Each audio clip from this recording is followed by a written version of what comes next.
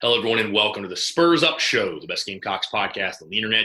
Today is Thursday, March the 5th, 2020. On today's show, I break down South Carolina baseball series this upcoming weekend as the Gamecocks welcome the Cornell Big Red of the Ivy League to Founders Park for a weekend series. I'll break down Cornell's pitching, hitting, talk a little bit about South Carolina, what to watch for, the key player for this weekend, give my prediction, and much, much more. Also do have much more to go over, including your listener questions and a fantastic interview with former Gamecocks offensive lineman Donell Stanley that I know you are sure to enjoy. Before we get into everything, this is a podcast brought to you by our friends over at SeatGeek. SeatGeek, the best ticket buying app by far, the only ticket buying app I use, and the only one I'd recommend. Go download the SeatGeek app or go to SeatGeek.com.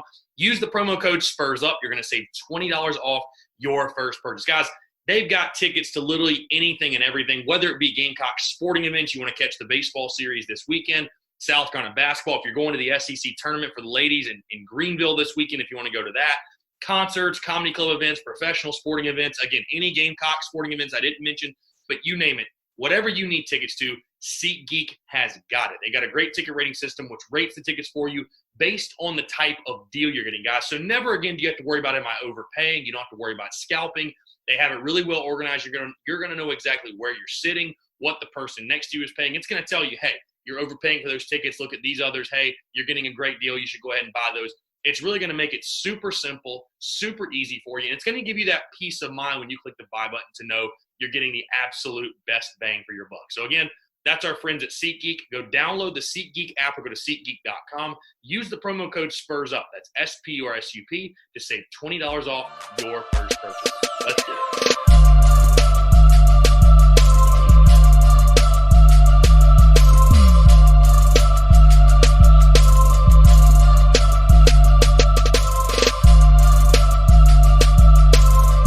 All right, I'm Chris Phillips, host of the Spurs Up Show. As always, appreciate you guys tuning in. Hope everyone's having a fantastic Thursday today.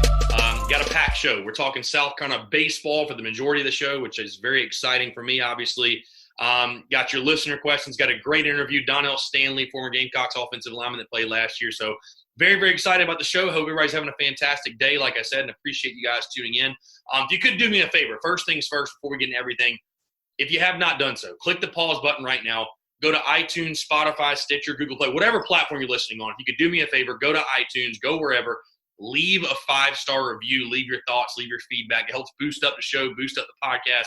Those that maybe aren't familiar with it can find it that way, and it helps make the show look good, guys. So if you don't mind, leave a 5-star review. And again, if you have any thoughts, feedback, things you like, things you don't like, that's a great place to do it as well. Also, if you're not subscribed, I really don't know what you're doing at this point. So click the pause button, hit that subscribe button. You're going to get the daily notifications when the daily podcast drops. So again, if you're a fan of the show, you want to make sure that you are subscribed to the podcast. So click the pause button, click subscribe, and you'll get all those daily notifications. So like I said, appreciate you guys tuning in. Got a packed show. A rainy week here in Columbia. Obviously, the Wednesday midweek game against Boston College getting rained out, unfortunately, at Founders Park, which makes us turn our attention to this weekend, what this show is going to really focus on, and that is the series against the Cornell Big Red, which first things about Cornell, obviously an Ivy League school. I had no clue. Their mascot is a bear. I had no clue that their name was the Cornell Big Red. That's just something I never took the time to research, or South Carolina's never played them, or I've never watched a Cornell game to know that their mascot is the Cornell Big Red. So the more you know. But South Carolina taking on Cornell this weekend, Friday, Saturday, Sunday. Friday at 7, Saturday at 4, and Sunday at 1:30. All 3 games at Founders Park, and all 3 games being streamed on SEC Network Plus. You take a deep dive into Cornell. Their head coach is Dan Pepicelli. Last season, 2019, rough year for the Big Red, 13-24, 7-13 in conference. I believe they finished last in the Ivy League and were picked to finish last in the Ivy League this year by D1Baseball.com. Their season thus far, they've played 6 games. They're 1-5 on the year, was swept by Duke on opening weekend, and then lost 2 of 3 to Niagara last weekend. You take a look at this team. And we'll start with the pitching. 3.88 team ERA, which is not terrible. Their starting rotation Friday, right-handed pitcher Colby Wyatt. He's 0-2 with a 6.75 ERA, but a guy that led their team in starts in 2019. He is a senior. So, again, there may be some shuffling in this Big Red pitching staff, but right now he is their Friday night guy. Colby Wyatt, again, led their team in starts a year ago. and is a senior that I know they're depending on this season. Saturday, you got left-handed pitcher Spencer Edwards, 0-2 with a 3.38 ERA. True freshman, been pretty good for them. I know a guy they're really excited about, but Spencer Edwards, that crafty lefty, sort of similar, I think, to what South Carolina saw against Furman. So we'll see how they handle it this weekend. And then Sunday, right-handed pitcher John Natalie, which these numbers, 1-0 with a .82 ERA. Last season, he's transitioning from being a reliever to a starter. Last season was all-Ivy League first-team reliever, and he was a unanimous selection for the all-Ivy League first team. So a guy that's really capable, obviously, on their Sunday spot. Again, when you see a guy with that good of numbers, maybe is he going to take over their Friday role? Are they going to shuffle? Who knows? But right now, that's what Cornell is rolling with in this weekend series. You take a look at their hitting. It has been very rough. It has been very, very rough for the Big Red. A 198 team average. 198. Brutal. 3 home runs in 6 games. They have 17 runs in 6 games as a team, which is less than 3 per game. So runs have been very hard to come by for this offense. When you take a look at their players to watch for, Will's Guy is the first one that jumps out to you. He's their leadoff hitter, a true freshman who leads their team in average, hitting .364 on the year, can be a speed threat on the bases as well. So Gamecocks pitchers are going to make sure they need to focus on keeping him off the base paths.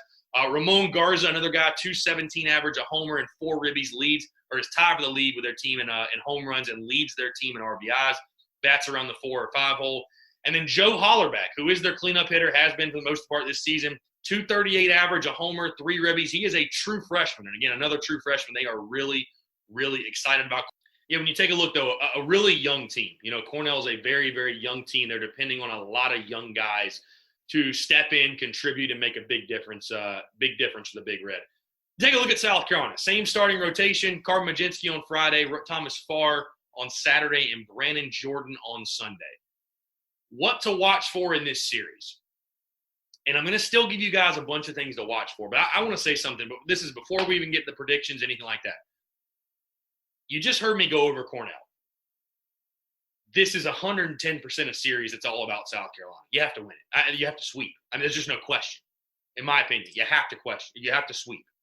There's no question. This series is about South Carolina finding out more about themselves. I'll start with, again, let me get back on topic here.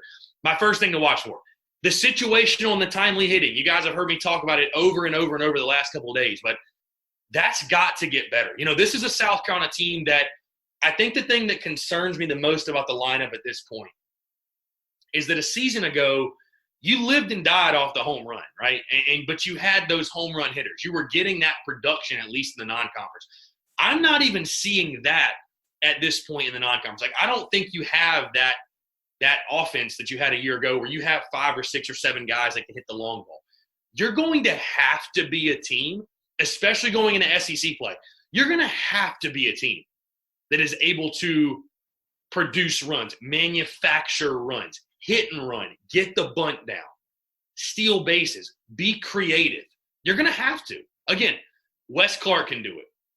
Andrew Eister can do it. Maybe Brady Allen, when he gets going, can do it. Maybe Brennan Malone, when he gets back in the lineup, maybe he can do it. But you're not as deep as you were a year ago with these true power threats. You're not. You're a team much more on line drives, on speed, and that's the way you need to play and you need to approach it. I want to see a South Carolina team this weekend much better situationally. Because, again, if you can't do it against Cornell, how in the world are you going to do it against the Vandies, the Georgias, the Floridas, the Tennessees, the SEC? How are you going to do it in conference? So I want to see a team much better situationally, and we need to see that timely hitting. It's like I said on yesterday's show, have some fun with it. Embrace the moment. Have fun. Again, if you can't do it this weekend against Cornell, how are you going to do it in SEC play? So have fun. Embrace the moment. Situational, timely hitting. Got to be better. Another thing I'm going to be keeping a really, really close eye on. The bullpen. And I know everybody's thinking, I'm just curious, are there going to be new roles in the bullpen? We saw Graham Lawson go out, and I know Mark Kingston will probably give us an update later today in his presser. We saw Graham Lawson go out, though, kind of grabbing his side. I don't think it's a major arm injury, but is he going to be available? But do you see some shuffling? I mean, TJ Shook is a guy that's pitched well enough, I think, to get some time back there. Does Danny Lloyd remain your closer? I mean, listen, I don't think he was bad against Clemson or anything, but he just hasn't been as consistent as you would like to see. I still like Danny Lloyd. I still think he can be a big-time closer. I think he needs to get out of his own head a little bit. I think he is a guy that's kind of in his own head. But the stuff is that he has true closer stuff. But Brett Carey moving back to the bullpen, like, do we see shuffling? Do we see new roles in the bullpen? Do we see guys just being tried out in new roles? And how much of that do we see? I'll be interested to see that. Another thing, speaking of the bullpen that I'm watching for, throwing strikes. Throwing strikes. And this is from all parties. I know the starters haven't been quite as guilty of this. I think the starting pitching has been very good. But do we see the back of the bullpen attack the zone more? Do we see this pitching staff as a whole attack the zone more? Again, you're going up against a Cornell lineup that's hitting 198. Our pitchers should be salivating. Our pitchers should be salivating. I mean, I don't want to overreact or get anybody's, get you guys' hopes up. I don't know if that's the right way to phrase it, but I don't want to oversell it, if you will, or overreact to those numbers. But I mean, Carmen Mlodzinski should have a field day. This starting rotation should have a field day. Fill the zone, throw strikes, trust your stuff. It's like I said yesterday. Your stuff, you're the pitcher. Your stuff is good enough. You're at South Carolina for a reason. Your stuff's good enough. You don't have to paint corners. And listen, if the situation calls for it, I get it. But against Cornell, stop trying to make the perfect pitch. Just fill the zone. Make them prove they can hit. Hitting 198 as a team. So I'm going to be keeping a very close eye on that. A pitching staff that throws a ton of strikes. And again, the starting rotation hasn't been nearly as prone to that as the back of the bullpen that we've seen. That's been the big complaint, and rightfully so. This bullpen's walked too many guys. Do we start to see – and it's a mindset too. Throwing strikes is a mindset. It's a mindset. And again, I'm not saying guys are trying to throw balls. That's silly. Of course they're trying to throw strikes. But I think the mentality needs to shift from trying to be perfect to just fill the zone. Your stuff's good enough. Let it eat. Let your stuff eat. So I'll be watching that as well. What I was just talking about, another thing I'm watching for, the starting pitching, I want to see it just continue to flourish, continue to have good outings. I thought Thomas Farr, that's going to be a big one to watch on Saturday. His first performance on the weekend, last weekend against Clemson, thought he looked really well. And he had I think the one run in the first inning. He looked very well the rest of the time. You can see why they're so excited about him, and you can see why they made that move in the first place. I think that was a long-term move. They know that as many guys as you can have with that type of stuff in your rotation, the better. And it's nothing against Brett Carey. And Brett Carey adds a strike thrower to the back of your bullpen. So I want to see this starting rotation continue to flourish. And again, this is a weekend where you should have 3 really good outings. You really should. Carmen Mlodzinski, Thomas Farr, Brandon Jordan. You should have 3 really, really good outings. You really should. So I want to see the starting pitching, like I said, continue to flourish, continue to improve, continue to sharpen, continue to get better. And then lastly, what I'm watching for, all those things I mentioned, they all come back to, this is your last weekend, guys. Last weekend for SEC play. Last weekend to clean things up. Last weekend to put guys in different situations. Last weekend to get some confidence. Take advantage. Take advantage of it. We've talked a lot this season so far. SEC play is not the place to try to bring your average up 100 points. Capitalize on weekends like this. We need to see a lot of things cleaned up this weekend, like I said. Whoever's behind the dish, we got to see guys be better at the catcher position. Got to see the bullpen throw more strikes. Got to see hitters be more consistent. Got to see hitters operate well in different situations. Got to see hitters operate well with pressure. Got to see the starting rotation continue to do what it's doing. Again, this is your last weekend. Next weekend you have Tennessee, and they've been playing damn good baseball. That's going to be a challenge. So it's your last weekend to clean things up, to get things figured out, to get things tightened up. Got to take advantage of it. You got to take advantage of it. Key player for the weekend, when I take a look at this series, this is going to sound bad. No disrespect to Cornell, but you shouldn't need one key player. You should have a lot of guys that have a good weekend. There should be a ton of them, really. But when I look at this South Carolina lineup, and you're starting to kind of look for guys that can be spark plugs, that can kind of, put a spark in this lineup. One guy that I think his bat is starting to get hot, and we're kind of starting to see what I saw from him, at least in the scrimmages, that is Jeff Heinrich.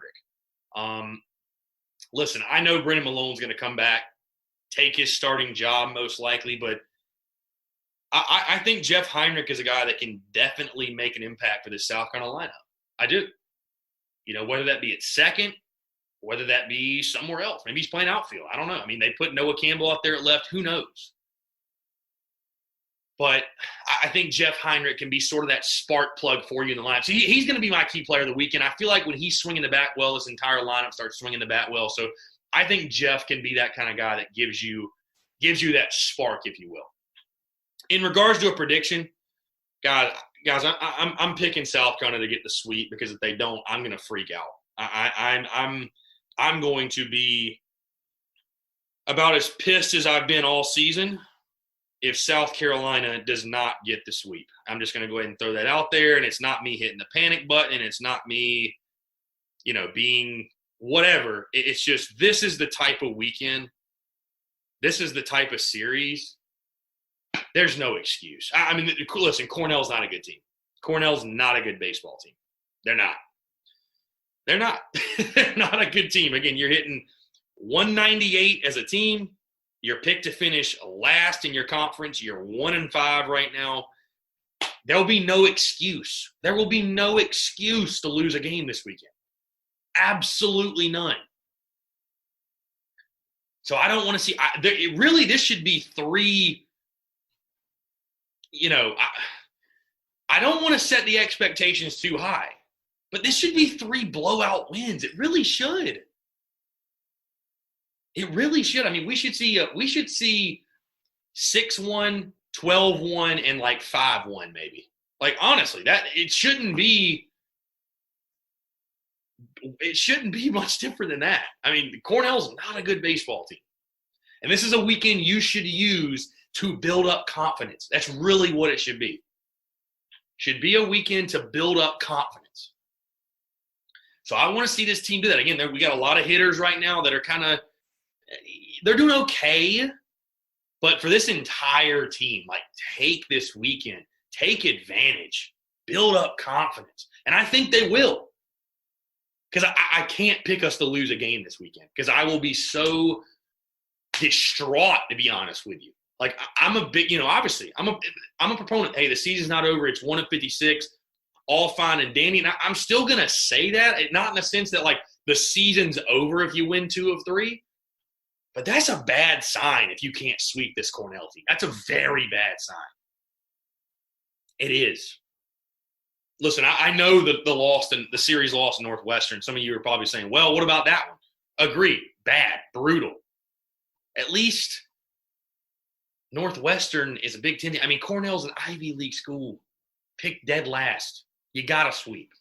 You have to sweep. You need to build up some confidence.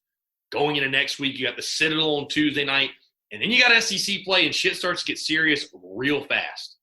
So you better get it figured out this weekend. All the guys that need to clean up stuff and need to get it figured out and get confidence, which is pretty much everybody, you got to make it happen this week. You got to make it happen this weekend, and I think they will. I think South Carolina does get the sweep. So, all right, let's move into some listener questions, and we'll get into our interview. Colson Varnado, do you think that Helinski is really going to turn things around? I mean, listen, right now, I like Ryan Helinski. I think he's primed for a good season. When you say turn things around, I mean, I'm assuming you're talking about winning 7+ games this year. And I mean, honestly, I don't know. That's how much better is he going to get from year 1 to year 2? That's something we're not going to have an answer until the season comes here. I mean, I don't really know that you can make a great prediction on that unless it's kind of biased. I'm optimistic for him. I'm optimistic for Ryan. I think Ryan's definitely got the potential. He's got the capability. He's got the skill set. But until you do it on the field, it's hard to tell. But I think he can certainly be that guy. I 110% have confidence that he can be that guy, no question. Let's see. Brian Fertig Jr. Since our bullpen is already shabby, is it time to explore the opener strategy? So I know this was something that was talked about a lot last year. I'll be honest with you guys. I'm not a big fan of that. I'm not a big proponent of it, the whole opener strategy thing. And I don't know. It's just never been a thing that I've been a huge – I believe you need to have roles on a team. You need to have your starters. You need to have your relievers, and have established roles. Like I don't know that the opener concept is something that's is going to be a long-lasting thing. I just feel like you have certain roles in certain situations and guys that do certain things, and you need to be able to stick with that. So I don't think that's something they do. Maybe they do. I know Kingston's a big analytics guy. Maybe it's something to be – but, you have 3 quality starters. So, there's no need to do that. There's no need to play with your starting rotation. So you just need guys to step up, and you need to figure out, because the biggest thing in baseball is you want to make sure that when you want to make sure a guy, you're going to get the same exact thing out of him every single time he takes the field. Every single time he takes the mound, you know what to expect from a guy, that consistency. Because baseball is all about consistency, right? That's what it is. So, and that's how you earn jobs is, okay, we know what to expect from this guy every single day when he takes the field. We know what to expect. We know what he's going to give you, even if the results aren't positive, right? It'd be like Danny Lloyd. Hey, we know he's going to be a guy there. He's got great stuff. He's going to throw strikes. You're going to get hit. It's baseball. You're going to strike out. It's baseball. But this South Carolina team needs to establish roles by finding out which guys are going to be consistent for him and put them in the best possible situation to win, best possible chance to win. That's what it comes down to. So, Hearn Rhodes 123. Where would you like to see Javon Kinlaw go? Honestly, man, I don't have a preference. I'd just like to see him go first round. I think it'd be cool. Be great for the school. Be great for South Carolina football to have a first rounder. A top 10 pick even would be awesome. It's just great exposure for your school, your university, helps out in recruiting. So I don't really have a preference on the team. But as long as he's a first rounder, I'll be happy with that. Last question, Thomas_Brady_H. Does anyone else feel like Muschamp uses the same interview/answers every time? Listen, man, it's pretty much all SEC coaches and all football coaches. They're all just very tight to the vest. They're all very, very tight to the vest. They use the same answers. It's all coach speak. It's all just, you're not going to get a lot out of them. So does he? Yeah, but so does everybody else. So, you're not going to get it. We don't have Mike Leach as coach. We don't have Lane Kiffin. You're just not going to get those kind of answers. So, all right, got a fantastic interview, guys. Former Gamecocks offensive lineman Donell Stanley. Donell obviously on the team last year. So this one was awesome. This was a good one. It's crazy. I forgot how long he was at South Carolina, from 2014 when he got there all the way to last season. We had a phenomenal conversation. Really can't wait for you guys to hear it. Donell, an awesome guy, awesome kid, obviously getting ready for the NFL draft as well. So please be sure to stay tuned for that. Stay tuned to this interview. Hope you guys enjoy it. Former Gamecocks offensive lineman Donell Stanley. All right, joining us today on the Spurs Up Show is a man that played for Gamecocks football from 2014 to 2019. During his South Carolina career, he appeared in 50 games, made 38 career starts on the offensive line for the Gamecocks. He was also a team captain in 2019 and is currently preparing for the NFL draft, which is upcoming next month. I'm very pleased to be joined by former Gamecocks offensive lineman Donell Stanley. Donell, appreciate you taking the time, man. It's a pleasure to have you on. Oh, yeah. Pleasure to be on the show, man. Absolutely. So normally I do start football, Donell, but I'm going to kind of jump around here, and I want to ask you, I know you're a big fisherman. How's it going? How's the fishing life going? And I have the one question for you. What's the biggest fish you've ever caught? Oh, yeah. So, well, right now it's kind of dead right now. I've just been training and stuff, so I haven't really fished. But start April 1st, I'll be going at it until I figure out where I'm going. And the biggest fish I ever caught was probably a shark. I went down to Hilton Head and we did some onshore fishing. I caught about a 110-pound shark, so I was pretty proud of it. I know you and Coach Bentley seemed like you guys went out there a lot. Did you normally get the better of him in those fishing excursions, or was it kind of like back and forth? Because I know you guys probably rib each other while you're out there just Oh yeah, yeah. Catch the It biggest went pretty fish. much back and forth, but yeah, it went pretty much back and forth. But you know, you got to let them win sometimes. So that's how I took it. For sure, for sure. So, all right, let's get to the football side of things. I want to go back way to the beginning for you. It's crazy. I forgot how long you were at South Carolina, but you're a guy. You went to Latta High School. You're from the state of South Carolina. We're a 4-star recruit. And you got recruited, you know, by the old staff. I mean, Steve Spurrier and his staff. Just talk about your recruitment and what led you to go to South Carolina. Yeah, South Carolina, it was a program that was on the rise at the time. You know, they were winning 11 games, and you know, they had everything I wanted in school. Had great coaches, a good program, just a great campus, nice facilities, and you know, I just wanted to go to a place I thought that would fit me. So, and South Carolina had all of that, and I appreciate Coach Spurrier and his staff for recruiting me here, and I still have any regrets, even though he left. What were those first interactions, and I guess what was your relationship like with Coach Spurrier? What do you remember from him most? Oh, I mean, we didn't really talk a bunch. It was mostly with Coach Elliott. But when I was getting recruited, you know, he came down the ladder, and you know, he was intrigued by the place. It was a small town, so I mean, but he was a good guy. You know, he played and coached, Hall of Famer, and you know, everybody likes to play for coaches who can get guys in the right places and win ball games. So just playing for him was an honor. For sure. So I know 2014, obviously you were redshirted, rehabbing from surgery on your wrist. So didn't play in 2014, but 2015 you played in all 12 games. I know it was primarily on special teams, but just talk about, you get an opportunity to get in there, play SEC football. Was it sort of what you expected? Was there like a welcome to the SEC moment for you, or how do you feel like you transitioned to that level? I mean, that 14 year, I just sat back and I watched, but that helped me leading into 15. You know, most people, they get injured and doctors say you out for the whole season.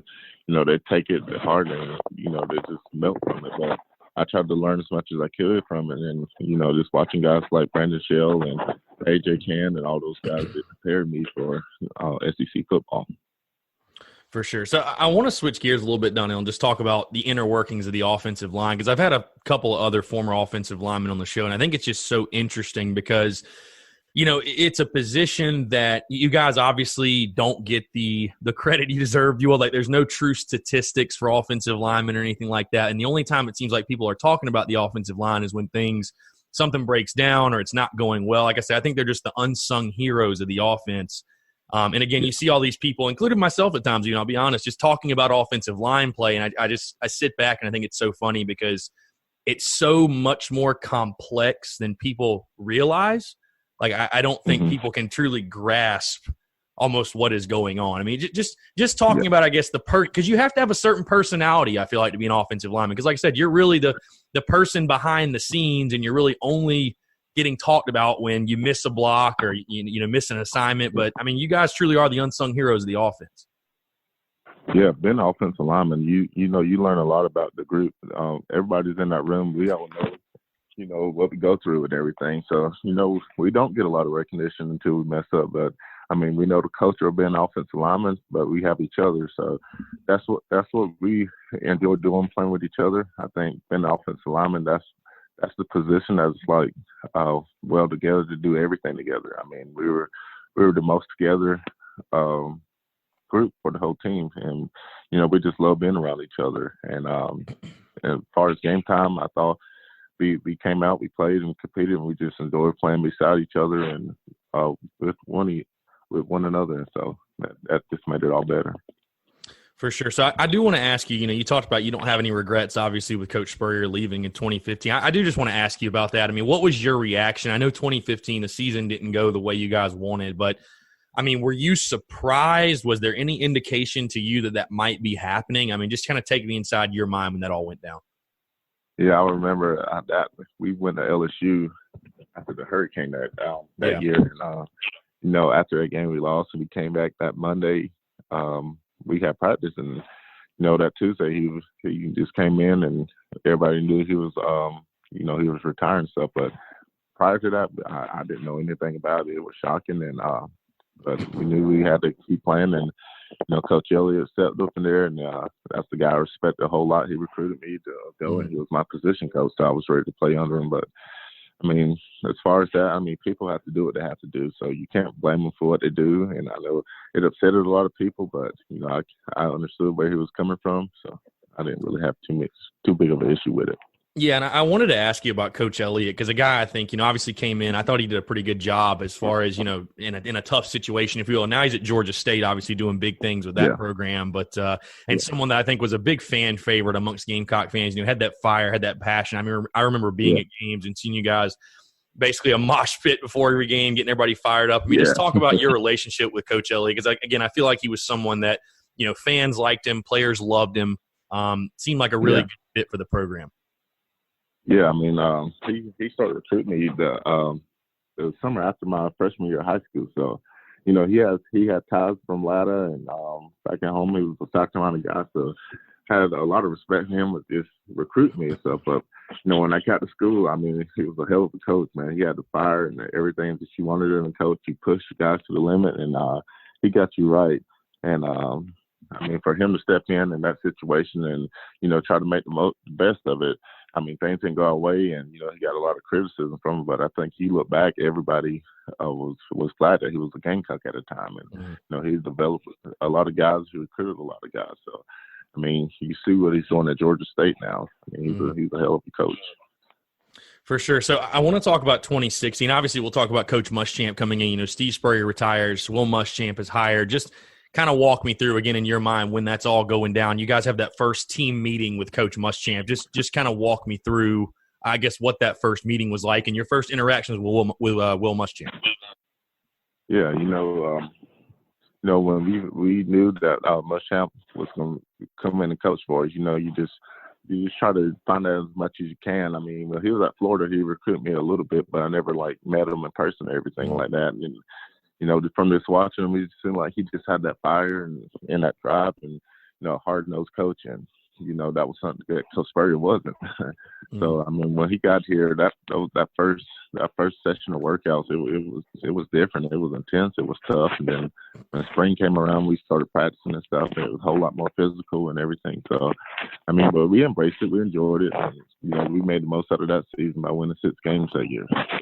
Yeah, I wanted to ask about that for sure because I've heard from other guys the culture is really what changed a lot as far as the intensity sort of went up another notch. It definitely sounds like you echo that same sentiment in regards to just the intensity and how much the culture did shift once Will got in there. Yeah, he just brought that blue collar mentality that he wanted us to have, and he had the same. So I mean, when he got in there, he preached it, and we embraced it, and we lived it. Now, that redshirt sophomore season for you, Donell, was an interesting one. And it seems like you battled the injury bug a ton during your South Carolina career. 2016 season, I mean, you're geared up. It's the first season of Will Muschamp. You have the Thursday night opener at Vandy, which South Carolina won, obviously. You earn the starting position at right guard, and then you suffer an ankle sprain. And literally in the first series of the game, which is crazy, and you're literally out for the rest of the season. I guess just talk about the mental challenge that is overcoming that. Because, again, you literally got on campus in 2014. You've been working towards that moment to get that starting spot, and then an injury takes it away from you again. Yeah, see, what a lot of people don't know that game, I got injured the first play of the game, that first play. And I still to this day, I don't know how I played 8 more plays on a broken ankle. But, I look back in that series, that season, it put me down a good bit. I had to go home for, a couple of weeks just to clear my head. And, I just thought a lot about just playing football and stuff. So, I got a lot of inspiration from people at home, my family, friends, preachers, and all that good stuff. So, so I came back, I rehabbed, and I got stronger with my upper body and everything like that. And I was hitting film and just waiting for my opportunity for when it came, I'd be prepared for it. So, I just took most out of it and just try to make it positive. For sure. So I want to ask you, because I want to get to kind of what happened in that 16 season, but I think it's just so interesting, especially later in your career when you took over the starting center position. You have a very unique relationship with quarterbacks. I mean, you're literally the one snapping on the ball. You guys are talking every single play, it seems like. And I mean, I could just go down the list of Brandon McElwain, Perry Orth, Connor Mitch, Jake Bentley, Ryan Helinski. To carry on, you just go on, and all these guys, and they all have different personalities. And I guess, what is that like as an offensive lineman and specifically a center, which again, you became the starting center. What is that relationship like between the center and your quarterback? Yeah, it's got to be a good one, man. I thought all those quarterbacks, they did a good job is, just trying to be around the offensive lineman as much as possible. Whether it's taking us out to dinner, we, just going out, having fun with each other, fishing and all that good stuff. Our quarterbacks, they do a good job of just wanting to be around those guys and stuff. So, and it made it better to block for because we knew who we were blocking for, and we had a good relationship with them. For sure. So, and I wanted to, that kind of leads me into this. That 16 season, again, you were injured, but you saw the entire career of Jake Bentley, who's now obviously at Utah, but you saw his entire career from the very beginning. Obviously, South Carolina shuffling quarterbacks early 2016, Perry Orth, Brandon McElwain going back and forth. You come at sort of a crossroads, and in that bye week, Will Muschamp makes the decision to pull the red shirt, give Jake a chance, and obviously, the rest is history. You go 4-2 the rest of the year, get to a bowl game. What was when he was inserted, I guess, what was the change? Was there a noticeable change, like energy-wise? Like just talk about once Jake Bentley was inserted in the lineup, kind of what happened for you guys. I mean, one thing Coach Muschamp does, he puts you in situations to be successful. So, we practice that. If like a player goes down, we throw somebody else in there. So, I mean, we read it with like every quarterback we had. Every quarterback ran with the first team, and so you never know what kind of situations you get in a game. So, I mean, when Jake went down, that was a big leader. Jake was a good leader. So, we knew Ryan never had experience, freshman quarterback coming in and playing the second game of the year. So, that week we had practice, but we also just got to know Ryan a whole lot better. Ryan, I thought he was very mature just to be a freshman coming into play. So, him doing what he did that first game, I mean, he set a bunch of records, put up 72 points that game. So, I mean, it was good just seeing him doing that, especially leading up to that next week against Alabama. A lot of people was worried, like, can this guy play? Is he too young? Will he, have the confidence to play in this big stage? But, Coach Muschamp, he does a good job of putting guys in that's never played or never played with the ones and stuff. So we'll be ready for situations like that.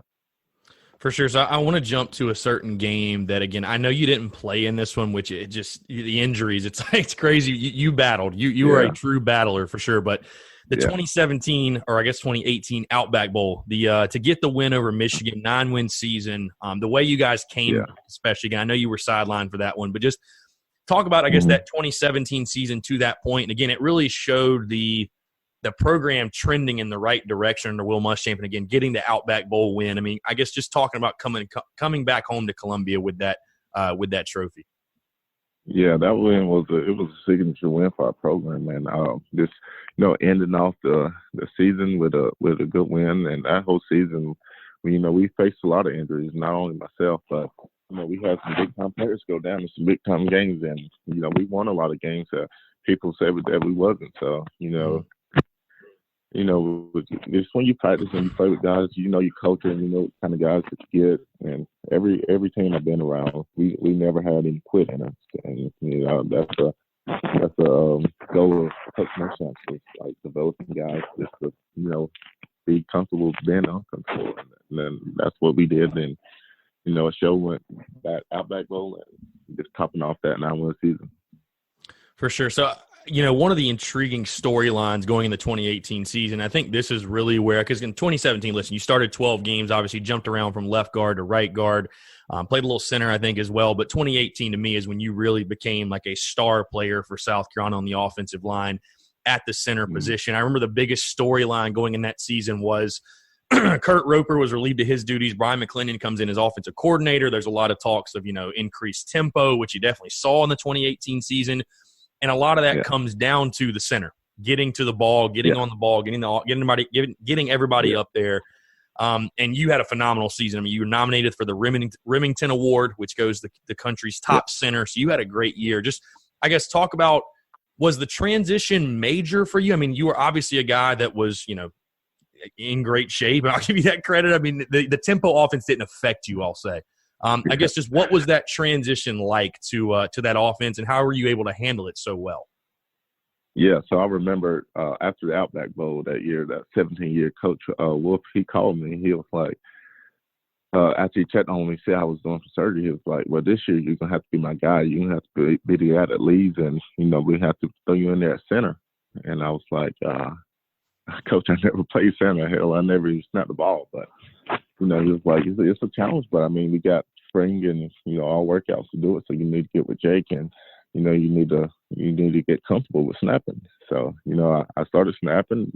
The spring went by pretty good, still adjusting to it and just a few bad snaps and, just reading defenses and stuff. So, but I kept working through that summer, and once camp got there, I thought I was mastering a good bit, but still, I never played, and I knew that, defenses would show different looks, and I had to go from looking at who's coming, like if it's corner coming, to nickel Sam or anything. So I had to, get all the clues that's together, because that's what the whole offensive line needs to know. So I was making my calls based on that, and Jake was back there helping me, but it was mostly on me. So, but all the guys, they trusted me, and the coaches trusted me, and that Coastal game, I had a few low snaps. It was hot that game, and my hands got real sweaty. I couldn't adjust to it, but just battling through it, I thought I became better at it, and now I'd rather play center than guard, to be honest with you.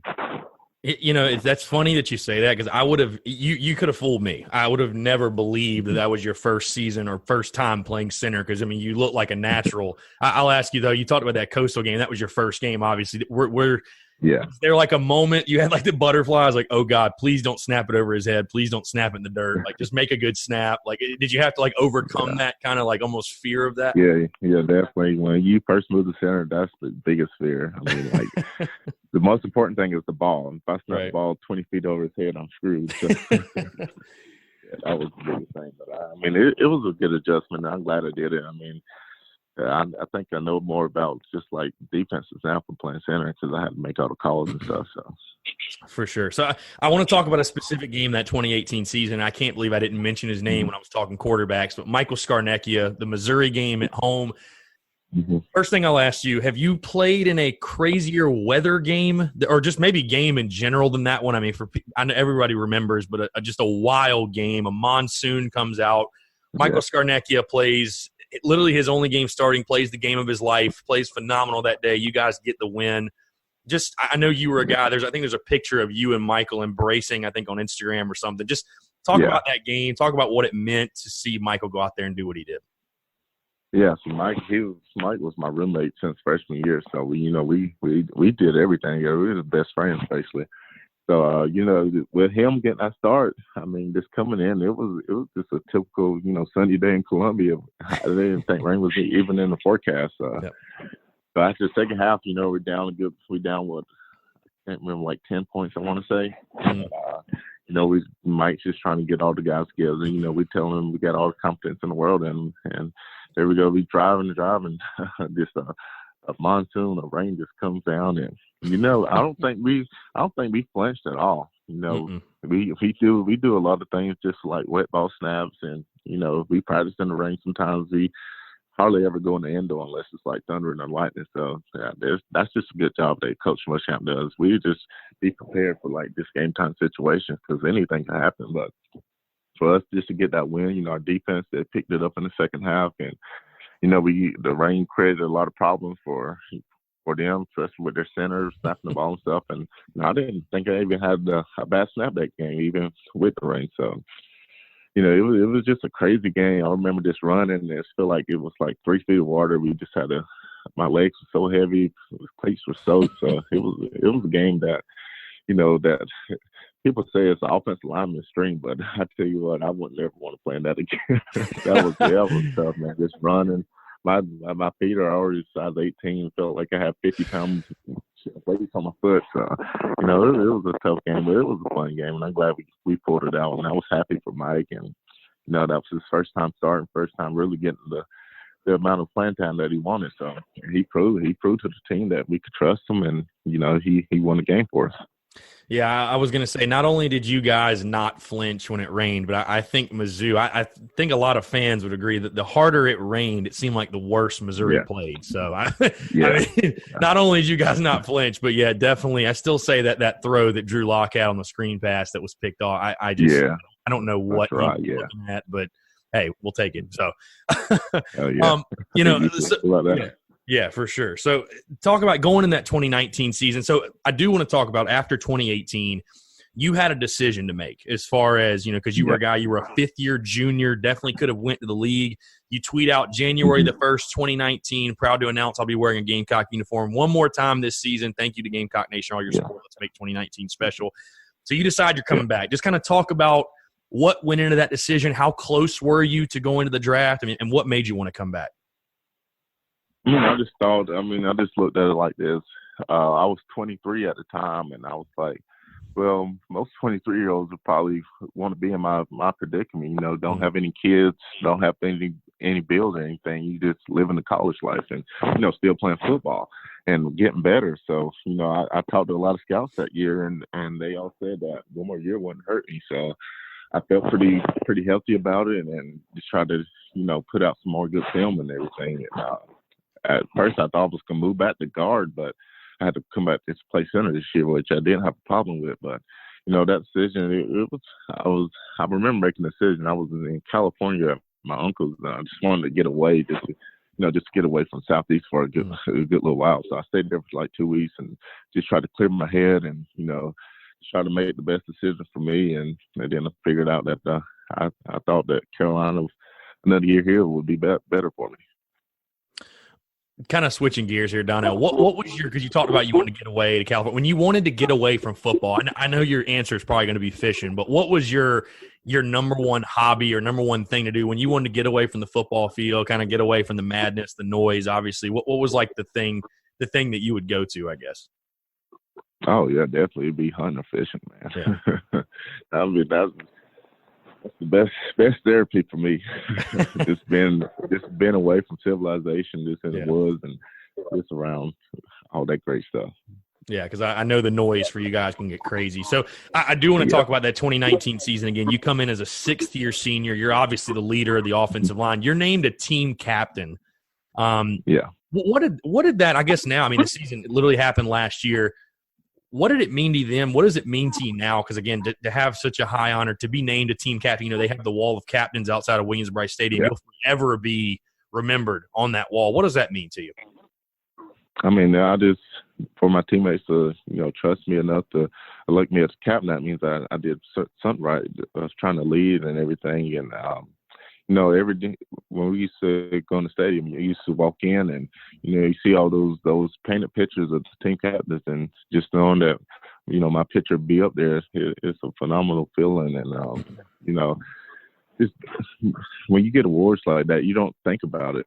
It's just natural that you have to do what you got to do. And I knew I was the oldest guy on the team. I had to be a leader, and I had one of the guys had the most experience. So I had to get these young guys right. So it even got to a point where they started calling me grandpa. So I had to lead them. That's hysterical. So I do want to ask you, obviously the first game of the season doesn't go your way, but you talked about earlier, Ryan coming in, it's kind of next man up mentality, and that's great and all. But I want to hear from you as far as the human element side of things, because, it was really tough to see a kid like Jake Bentley who really gave his all to – he literally laid it all on the line, I thought, for South Carolina since he was a freshman. And for his season to end the way it did, no matter your opinion, whatever you thought about the offense, for his season to end the way that it did, and you were a guy that knew him obviously extremely well, I guess what did you say to him? Because I know it was probably very, very tough on him personally. I mean, what were those interactions like between you and Jake? Yeah, see, at the end of the game, we didn't even know Jake was injured. So that Sunday after we came in, we watched film and we made the corrections. I noticed Jake wasn't there, so I called him, and I already talked to Coach Bentley. He was like, "Yeah, Jake's a doctor getting his foot checked out." So I called him, and he was pretty emotional about it, and he told me, and I was in my mind at the time, I was like, "Dang." Feel sorry for the guy, but I mean, Jake, he's a guy, he already fought through a lot of adversity. And, I told Jake, I said, man, you built for this. You're going to be all right. you're a guy. You can be successful in anything you do. So I was like, I'm behind you every step of the way. So, he was just talking to me, and he was like, man, you just got to finish leading this team, and, we can have a good season, get Ryan on board, and, so, Jake, he stayed positive to the most, even through all the noise that people was throwing out of him. And, but what he did for our university, man, he changed the culture. Him with Coach Muschamp staff and the way we played, and Jake's ability it'll show in Utah. I know he'll be very successful there, but for what he did for South Carolina, I'm forever grateful for him. Yeah, I was going to say, I think I said this on social media the day. I don't think there will be a guy as followed that's not a South Carolina football player as Jake Bentley will be. I know everybody's really intrigued to see and excited to see how he does. Yeah. I think he's going to probably tear it up at Utah this season. But you mentioned earlier, I want to talk about it again. Ryan comes in. He's named the second string quarterback in preseason. Obviously, the kid, the big blue chipper, coming from California, and great kid, has great character, high character. We all know his family background and stuff like that. But I guess, what were your impressions of Ryan, and your impressions of Ryan throughout fall camp and when he first got on campus? And obviously was there in spring ball as well. But when he got the starting job, due to Jake's injury, and then throughout the season, what did you see, from Ryan Helinski that, you liked last season, that you liked going into this season and for the future? Yeah. So, and when you get on campus here at South Carolina with Muschamp, he's gonna preach. It was like, even though you're a freshman, your expectations are high. So, I mean, he played at a high level throughout training camp, and it was a battle between him, DeCarrion, and Jake for the starter. And I said in an article or interview then that I don't care who is behind me, I block for any of them. So, but the confidence he had in going into Charleston Southern that game, it was like it was just natural to him. So I knew he was special, and he went out. He had a great game. We had fun in the game, put up a lot of points, and it was what we needed. It was definitely what we needed to show our fans, this world, like who Ryan was, and that he can do the job. For sure. So I want to ask you about the game that I think people will probably be asking you about for the next 50 years, and that is the Georgia game in Athens. Obviously, coming that one. I know you guys don't look at Vegas spreads or what people are predicting, or you guys, it's a very closed in, tunnel vision type thing, which is good. But Georgia top 5 in the country. Everybody felt some type of way about the game, whatever. I remember feeling myself going in that week saying, I have this weird feeling of optimism. And you guys come out and just take it to Georgia. Take it to them. I mean, it wasn't like a fluke win from start to finish, wire to wire. Obviously, Israel Muschamp has the game he has. Ryan plays well. I thought the offensive line played well. DeCarrion Joyner comes in the second half when Ryan gets hurt. He plays well. I guess just talk about what you remember from that day. You guys smoked stogies in the locker room post game. You get the God, what am I thinking? The bushes or what? Yeah, the hedges. Get the hedges. Yeah, the hedges. Piss a lot of people off, which is completely fine. We don't care. But just talk about what you remember from that day, that game, the madness after. I mean, that has to be one of the best memories of your entire life, I'd imagine. Yeah, that was probably one of the funnest games I played in. Yeah, going in that week in big games, there's just something about it when you're playing against a top team like that. It's like you just have these feelings, and you just try to imagine a lot of good stuff happening. So that whole week, I was just imagining just celebrating in Athens, and I had a good feeling that we had a good preparation of practice. I mean, that week was probably the best week of practice we had. But just seeing that win for our program, to seeing our fans there, and the coaches and players, and the amount of work we put in, and it was finally just seemed like it was paying off. So that was just a wonderful feeling, and it's a feeling that I can tell my kids, and then I can just always look back at it, and I mean, it was great just seeing people smoking cigars in the locker room, dancing, and just everywhere. It was a great feeling, man. Do you have a piece of the hedges in your apartment or your house or whatever? Or did you not partake in that? I didn't take the hedges. I didn't take it. I still have the cigar. I haven't even lit the cigar yet. I still have it. So save it for a special game. And I just, the picture that stands out to me from that game is Kyle Markway with the hedges in his mouth. That just, I think that kind of summarizes the feeling, the feeling that everybody had after that one for sure. So I do want to ask you, I know it didn't go your way while you were there, but the Carolina-Clemson rivalry, you being an in-state guy, just talk about, literally being in the trenches, being in those battles, and we know how nasty you can get between offensive line, defensive line. Just try to describe to people what it's like being a player and in those battles in the Carolina-Clemson rivalry. Yeah, so I'm probably going to have a bad taste in my mouth for a while with that one because, I'm probably like the only player that lost to Clemson 6 times. Here, so but it's a rivalry. Rivalry games are special. You playing for this bragging rights for your state and everything like that. So, I mean, just playing in those games, it always excited me, and I came out tried to give them my all every game. And Clemson, when I was here, they went on a run that they probably the best in their program's history. So, they good team, well coached, and everything, and what they're doing is phenomenal. But just being a part of that rivalry, it was a great feeling, and I'm just looking forward to South Carolina turning it around and start winning again. For sure. So I know you're a guy right now, obviously, Donell, the NFL draft coming up next month in April. You're a guy getting ready for that. Just kind of talk about what you've been doing, what you've been working on. What are you most focused on right now as the draft approaches? Yeah, so right now I'm just, just trying to stay right, stay healthy, and, just train and everything. I went out to L.A. and I played in the NFLPA All-Star game, and that was an incredible experience. I got a feel of what the NFL really is and just a little taste of it. So, I'm just trying to just do all the things it takes to be a professional athlete. So, and that's just my main focus right now. I'm still in Columbia right now. I'm just training and everything, and just trying to get my body right and be as good as I can be, become pro day, and work out in front of a lot of those teams. Talked to a good amount of scouts and everything already. They gave me a lot of feedback about what I need to work on, what I do good. So just trying to take that information and to let it work out for the better for me. For sure. So a couple more questions I'm going to get you out of here, Donell. I do want to ask you, because you're a guy, again, you kind of saw everything from getting on campus in 2014 to now current day. I want to ask you about the ops building. I know it's kind of random, but obviously that was something that, happened in the last couple of years, wasn't here when you got here. I mean, how much of a game changer is that? Because I feel like if I was a South Carolina football player, I'd probably never leave. I don't even see the reason to leave. I mean, how much of a game changer is having that ops building, especially when you were there, and then now recruiting and guys coming there and see it. And I mean, you just wow people with the facilities now.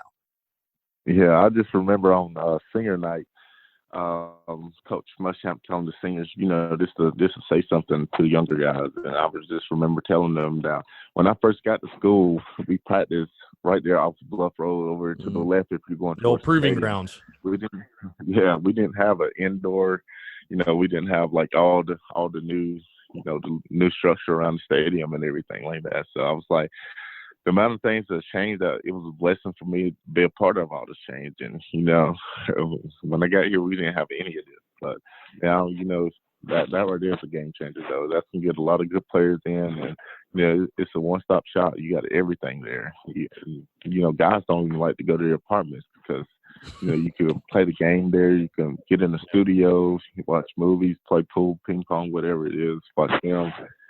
Man, it's just a great place to be, and we appreciate all the donations for that building because that's really gonna be a game changer. For sure. So I want to ask you again, a little switching gears off the wall here. I know Eric Wolford was your position coach, fiery guy, awesome coach. Will Muschamp, your head coach, a very fiery guy as well. What's your best or most memorable, like Will Muschamp or Eric Wolford? Do you have like a good story, or like did you ever get like chewed out? I mean, is that a thing? Is that a thing that happened? Yeah, Coach Wolf, he always gives me a hard time. I mean, Coach Wolf, he's like a second father to me, man. He goes off. He called Ladder Lima, so he always calls me Lima. And, he just picks at me about everything. So, I mean, for him coming in from the NFL, he speaks highly of me. And, everybody tells me that Coach Wolf really loves me. He speaks highly of me. And Coach Muschamp, he always allows me to just go to his house and fish and everything and sing karaoke with his wife, and so that's always a good time. Did you guys ever give him any crap for, like, I know you guys probably see like the GIFs and everything on social, like him punching the whiteboard and all that. Like, did you guys ever pick on him for, like, hey coach, where's this fire at? No, he brings his fire every day. He can make a gift. You want to make a gift every day, you just feel around much. Yeah. The veins start popping out the neck. You know it's serious. Oh, yeah. But he's a great coach, and just outside of football, he's just a guy you love to be around. So yeah. For sure. So, last question, I'm gonna get you here, Donell. When you look at this 2020 season for South Carolina football, obviously your guy, proud alumni. I mean, like I said, was there forever. It seemed like, but proud alum. What are you most looking forward to for South Carolina football? And what would you tell South Carolina fans, I guess, looking forward to this 2020 season, why they should be excited about the season? Yeah, this year I feel that they can really turn around for what we did last year. I mean, we have players. Everybody see we have the talent and everything. And, I'm so excited to see Coach Bobo and his new offense. And, I figured the O-line would be pretty good, led by Darius Hutchinson, which is my roommate. So, I'm excited to see it. Defense will be good. T-Rob will have those boys right. And, with these new guys coming in, these freshman class, I mean, we're talented than we ever been. So the future's bright. And, Coach Muschamp and the staff can put all the pieces of the puzzle together, and it's going to be a exciting season, and I'm looking forward to it. For sure. Well, Donell, really do appreciate you taking the time, man. I know I speak for all Gamecock fans when I say it was a pleasure to watch you in Garnet and Black. And we'll obviously be keeping a close eye as you get ready for the NFL draft, and can't wait to hear your name called for the NFL draft. So really do appreciate it, Donell. All right. Appreciate it. Yeah, appreciate it. All right, perfect. So for Donell Stanley, I'm Chris Phillips. We appreciate you guys tuning in, and we'll catch you next time on an episode of the Spurs Up Show.